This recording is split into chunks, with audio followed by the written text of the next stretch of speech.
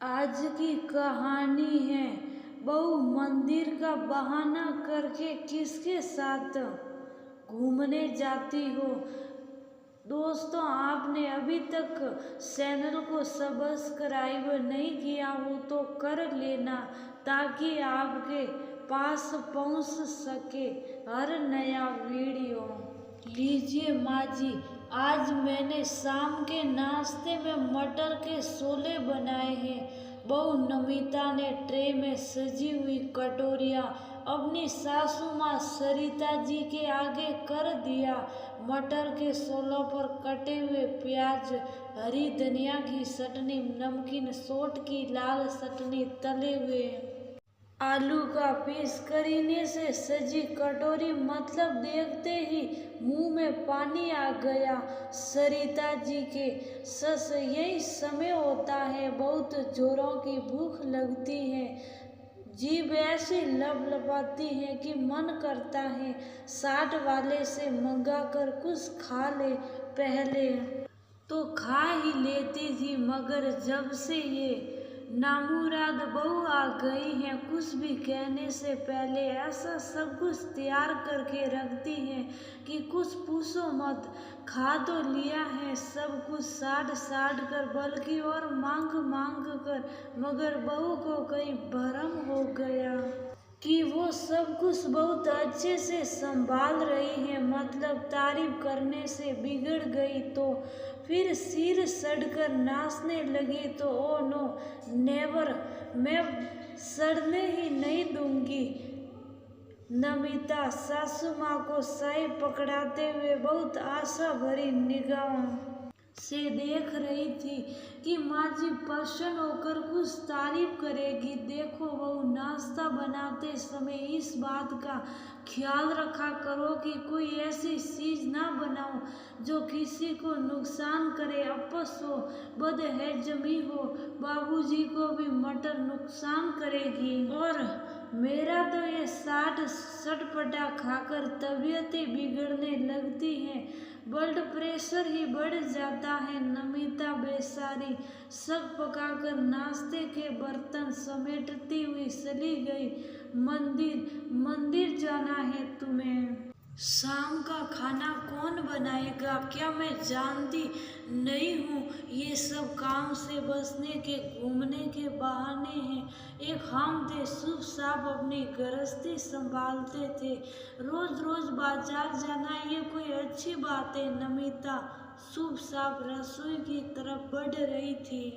जी भैया, मैं बना दूंगी ना, बायोलॉजी तो मेरा प्रिय सब्जेक्ट रहा है, प्रैक्टिकल फाइल के डायग्राम बनाने में तो मुझे बहुत मजा आएगा। नमिता जो रिंकू को इतनी देर से उसे एग्जाम के लिए पढ़ाने में व्यस्त थी, रिंकू जो पड़ोस में रहता था और दूर के रिश्ते का देवर लगता था, अचानक सरिता जी अंदर घुसी। ये देवर के साथ हंसी मजाक मुझे पसंद नहीं है, हंसी मजाक, मगर मैं तो उसे पढ़ा रही थी माँ जी, आगे से इस घर में दिखाई नहीं देना।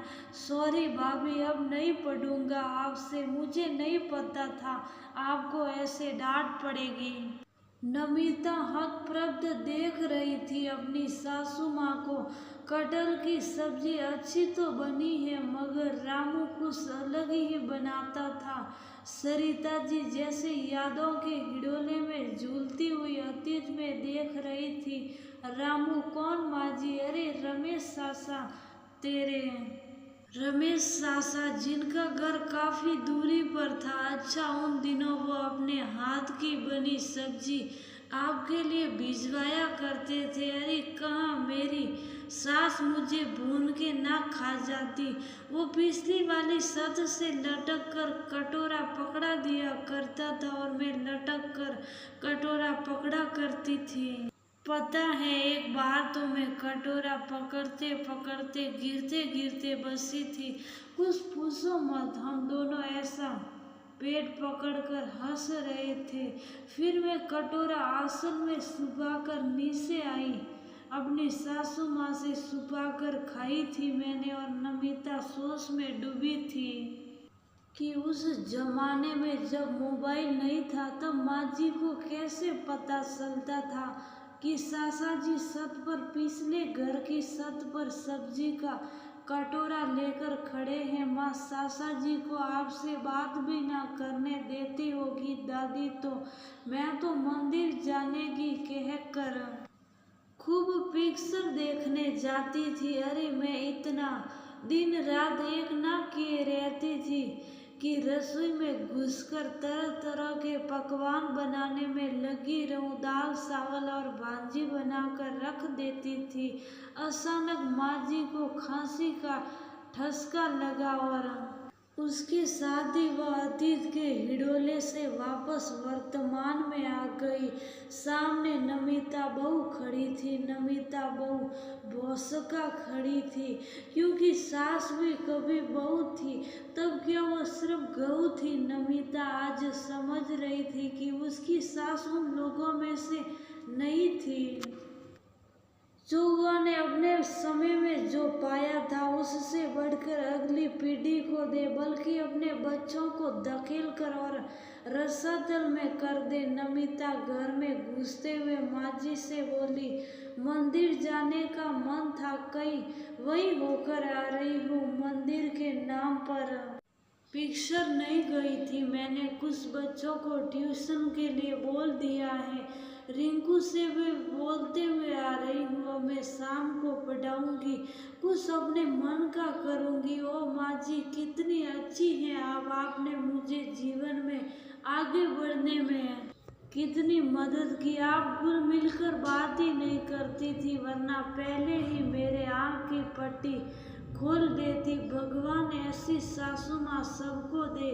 नमिता माँ के गले में झूलते हुए बोल रही थी। सरिता जी तो ना हाँ कहते बन रहा था, ना ही ना। अब भौसका होने की बारी उनकी जो थी।